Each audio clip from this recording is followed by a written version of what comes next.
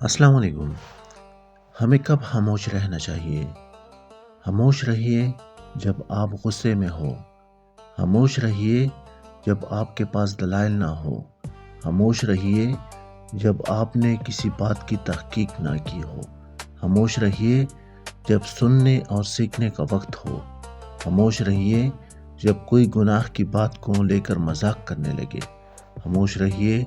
جب آپ کی باتوں کا غلط مفہوم لیا جانے لگے، خاموش رہیے جب دوسرے اپنے معاملات طے کر رہے ہوں، خاموش رہیے جب آپ کا بولنا کسی کی دوستی توڑنے کا سبب بننے لگے، خاموش رہیے جب آپ کسی پر تنقید کرنے لگے،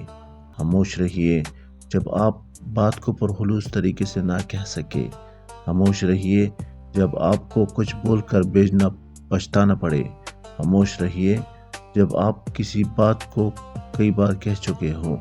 خاموش رہیے جب آپ کے الفاظ کسی کے لیے ناگوار بن جائے یا بن جانے کا اندیشہ ہو۔